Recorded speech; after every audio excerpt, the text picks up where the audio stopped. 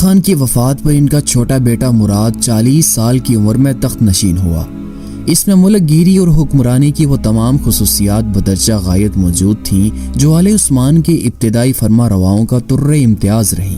اس کی غیر معمولی فوجی قابلیت نے ایک قلیل مدت میں یورپ کی متعدد ریاستوں کو سلطنت عثمانیہ میں شامل کر لیا۔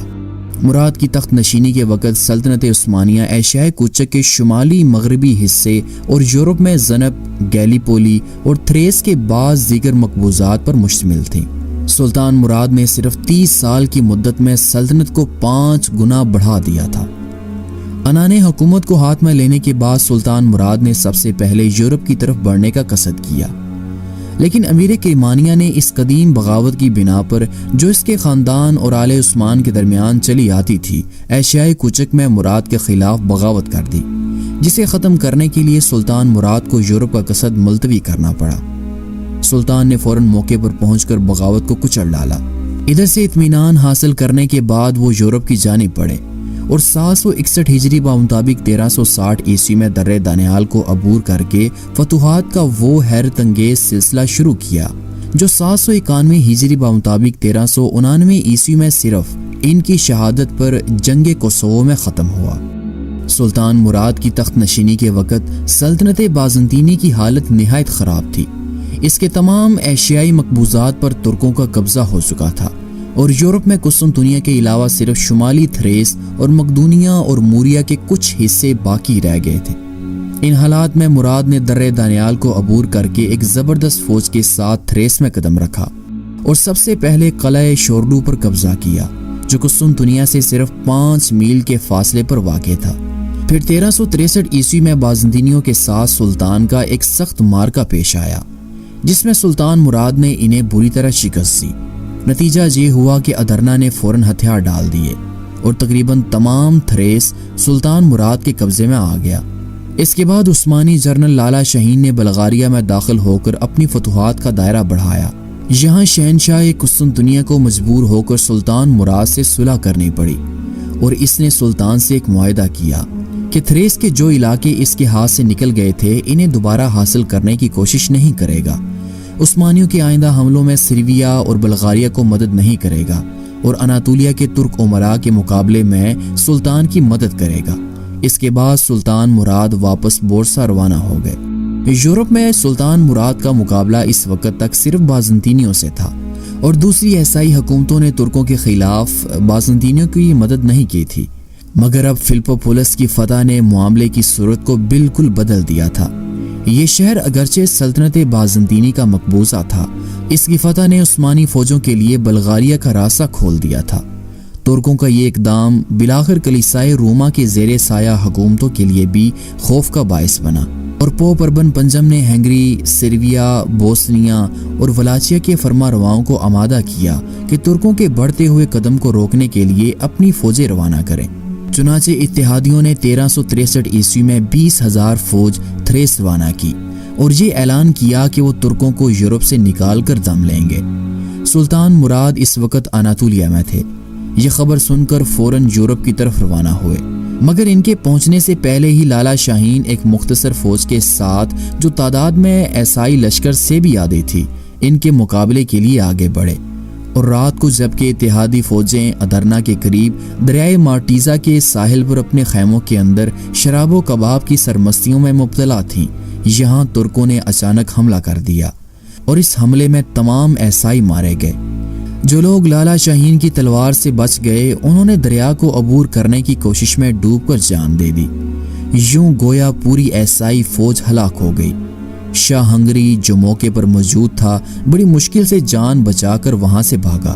یہ پہلا معرکہ تھا جو عثمانیوں کو یورپ کی سالانی قوموں کے ساتھ پیش آیا تھا۔ اس جنگ کا نتیجہ یہ ہوا کہ کوہ بلقان کے جنوب کا سارا علاقہ سلطنت عثمانیہ میں شامل کر لیا گیا۔ اس سے عیسائیوں کی قوت کو سخت صدمہ پہنچا اور سلطان مراد نے یہ فیصلہ کر لیا کہ آئندہ اپنی سلطنت کو بجائے ایشیا کے یورپ میں وسعت دینے کی کوشش کرے گا اور پھر 3 سال کے بعد ادرنا کو دارالسلطنت قرار دیا۔ اس کی یہ حیثیت فتح قسطنطنیہ تک قائم رہی۔ ادرنا سے مراد نے بلقانی ریاستوں پر حملے کی تیاریاں شروع کی، جنگ مارٹیزا کے بعد مراد اور شہنشاہ قسطنطنیہ کے درمیان ایک اور معاہدہ ہوا، جس کی روح سے شہنشاہ نے سلطان کا باج گزار ہونا منظور کر لیا تھا اور آئندہ جنگوں میں عثمانی فوج کی حمایت میں اپنی فوج کا ایک دستہ بھیجنے کا وعدہ کیا۔ کچھ دنوں تک تو شہنشاہ قسطنطنیہ خاموشی کے ساتھ سلطان کو خراج ادا کرتا رہا، لیکن پھر اسے اپنی محکومی ناقابل برداشت محسوس ہونے لگی۔ چنانچہ 771 ہجری میں اس نے روما کا سفر کیا اور پوپ کی خدمت میں حاضر ہو کر یورپ کی مسیحی حکومتوں کو سلطنت عثمانیہ کے خلاف ابھارنے کی درخواست پیش کی۔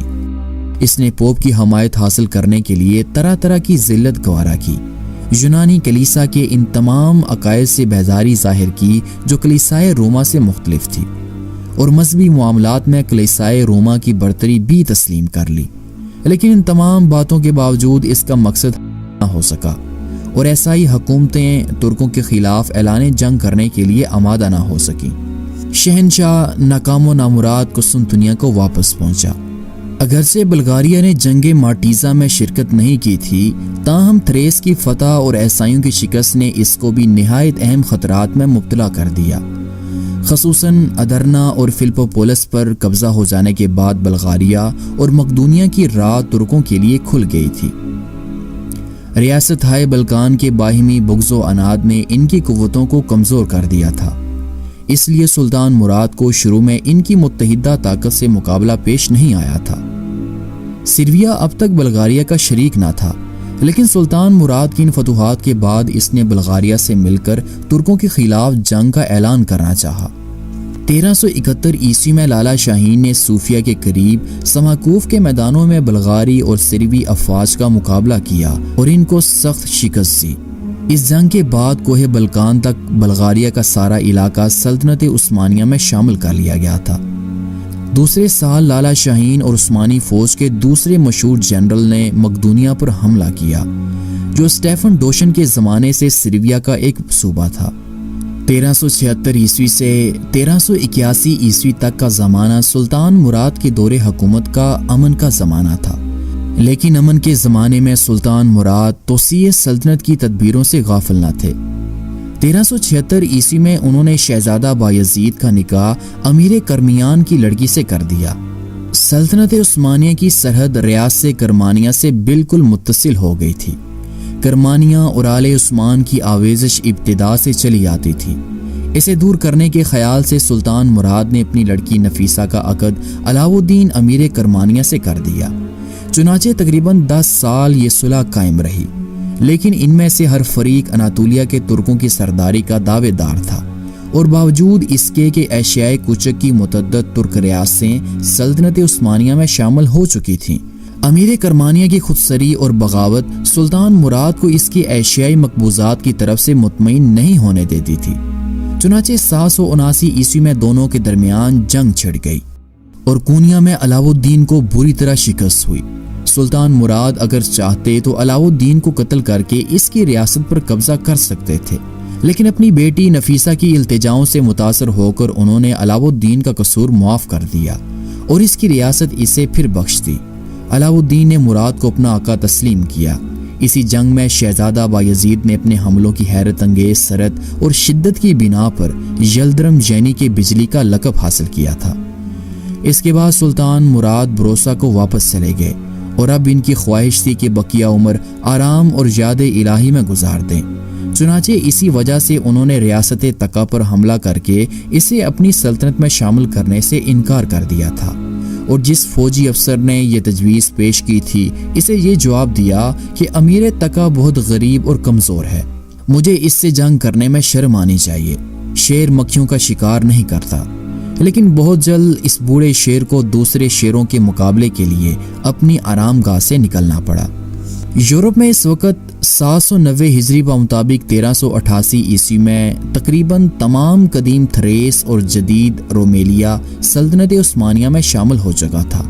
اس کے علاوہ بعض دوسری اہم فتوحات بھی حاصل ہو چکی تھی۔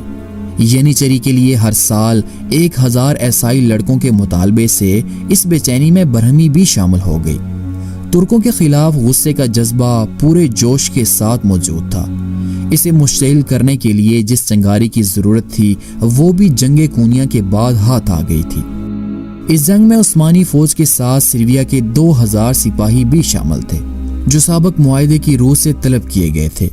کوچ سے پہلے ہی سلطان مراد نے فوج میں اعلان کرا دیا تھا کہ کرمانیہ کی سرحد میں داخل ہونے کے بعد بھی ریاست کے عام باشندوں کی جان و مال کو ہرگز کسی قسم کا نقصان نہ پہنچایا جائے، اور جو شخص اس حکم کی خلاف ورزی کرے گا اسے سخت ترین سزا دی جائے گی۔ لیکن سروی سپاہیوں نے جو یورپ کے دستور کے مطابق دشمن کے ملک میں پہنچ کر ہر قسم کی غارت گری کو بالکل جائز خیال کرتے تھے، اس حکم کی تعمیل سے انکار کر دیا اور راستے میں انہوں نے لوٹ مار شروع کر دی۔ سلطان مراد نے ان میں سے بہت سوں کو سخت سزائیں دیں اور بعض کو قتل بھی کرا دیا۔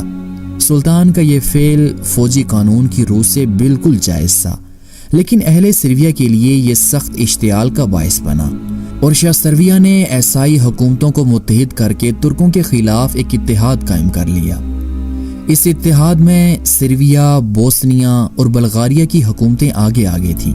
عیسائی قوموں کا اتنا بڑا زبردست اتحاد اس سے پہلے کبھی قائم نہیں ہوا تھا۔ بہرحال سرویا نے مصر کی حکومتوں کے اتحاد سے جو قوت حاصل کر لی تھی وہ بظاہر ترکوں کو یورپ سے نکال دینے کے لیے کافی تھی۔ سلطان مراد نے جب یہ خبر سنی تو اس وقت ان کی عمر 70 سال ہو چکی تھی، تاہم عیسائیوں کے مقابلے کے لیے سلطان فوراً روانہ ہو گئے۔ اتحادیوں نے سلطان مراد کے پہنچنے سے پہلے ہی بوسنیا میں عثمانی فوج پر حملہ کر دیا اور 20,000 ترک سپاہیوں میں سے 15,000 کو شہید کر دیا۔ اس کے بعد فوراً علی پاشا مراد کے حکم کے مطابق درے دربند کی راہ سے کوہ بلقان کو عبور کر کے بلغاریہ میں داخل ہوئے اور شوملہ اور ترانوں پر قبضہ کر کے دریائے ڈینیوب کی طرف بڑھے۔ سیسمان شاہ نے بلغاریہ سے بھاگ کر نائکوپولس میں پناہ لی، لیکن بہت جلد اسے مراد سے معافی مانگ کر صلح کر لینی پڑی۔ شرائط صلح یہ تھی کہ سلسٹریا کا علاقہ سلطنت عثمانیہ میں شامل کر لیا جائے گا اور بلغاریہ سالانہ خراج ادا کرتا رہے گا۔ سیسمان کی علیحدگی کے باوجود شاہ سرویا نے استقلال کے ساتھ جنگ جاری رکھی اور سیسمان بھی چند ہی دنوں میں معاہدے کو توڑ کر پھر سرویا سے مل گیا۔ اس نے سلسٹریا سے دستبردار ہونے سے انکار کر دیا اور ایک فوج سرویا کی مدد کے لیے روانہ کی۔ سلطان مراد نے علی پاشا کو اس کے مقابلے میں بھیجا۔ سیسمان پھر نائکوپولس میں پناہ گزین ہوا اور یہ اہم قلعہ دوبارہ فتح ہوا۔ سلطان مراد نے اس مرتبہ بھی سیسمان کی جان بخشی کی، لیکن اس کی بار بار غداری کی سزا میں بلغاریہ کا جنوبی حصہ سلطنت عثمانیہ میں شامل کر لیا گیا۔ لازار شاہ سرویا اپنے دوسرے حلیفوں کے ساتھ برابر ترکوں کا مقابلہ کرتا رہا۔ بالآخر اس نے تمام اتحادی افواج کو جمع کر کے ایک آخری حملے کا حکم دیا اور اپنے لشکر کی کثرت و قوت پر اعتماد کر کے سلطان مراد کے پاس آخری جنگ کا پیغام بھیجا۔ چنانچہ 15 جون 1399 عیسوی میں کوسوو کے میدان میں وہ آخری مقابلہ پیش آیا جس نے اتحادیوں کو شکست دے کر سرویا کی قسمت کا فیصلہ کر دیا۔ جنگ اختتام کے قریب تھی کہ میلوش نامی ایک سروی امیر عثمانی لشکر کی طرف گھوڑا دوڑاتا ہوا آیا اور وہاں لازار شاہ کے خلاف بغاوت کا اعلان کرتے ہوئے اس نے یہ بیان کیا کہ مجھے کچھ نہایت اہم باتیں سلطان سے کہنی ہیں۔ چنانچہ وہ سلطان مراد کی خدمت میں لایا گیا، لیکن قدم بوسی کے وقت اچانک اٹھ کر اس نے سلطان مراد پر خنجر سے حملہ کیا اور وہ اپنے مقصد میں کامیاب ہو کر بھاگ جانے کی کوشش میں تھا کہ عثمانی سپاہیوں نے اس کے ٹکڑے ٹکڑے کر ڈالے، مگر سلطان مراد کا زخم کافی گہرا تھا اور سلطان محسوس کر رہے تھے کہ وہ تھوڑی ہی دیر کے مہمان ہیں۔ اسی حالت میں سلطان نے آخری حملے کا حکم دیا، جس کے بعد فتح عثمانیوں کے حق میں ہوئی اور سلطان مراد زندگی کے آخری لمحات پورے کر رہے تھے کہ لازار شاہ گرفتار کر کے ان کے سامنے لایا گیا۔ سلطان نے اس کے قتل کا حکم دیا اور کچھ دیر بعد خود بھی سلطان اس ذرے فانی سے پردہ کر گئے۔ جنگ کوسوو کے بعد 500 برس تک اہل سرویا نے پھر کبھی متحد ہو کر ترکوں سے مقابلہ کرنے کی جرت نہیں کی تھی۔ سلطان مراد کا عہد حکومت تاریخ آل عثمان کے اہم ترین عہدوں میں سے ہے۔ سلطان نے 30 سال تک حکومت کی، ان میں سے 24 سال سلطان نے میدان جنگ میں صرف کیے اور ہر جنگ میں کامیاب رہے۔ سلطان مراد سے پہلے ترکوں کا مقابلہ یورپ کی قوموں میں سے صرف بازنطینیوں سے ہوا تھا، جن کی سلطنت اپنی زوال کی آخری منزلیں طے کر رہی تھی، لیکن مراد کی ظفریاب فوجیں ان ملکوں میں بھی پھیل گئیں جو یورپ کی نہایت طاقتور سلانی قوموں کے زیر نگین تھی، اور بلغاریہ، سرویا اور بوسنیا پر دولت عثمانیہ کا تسلط قائم ہو گیا۔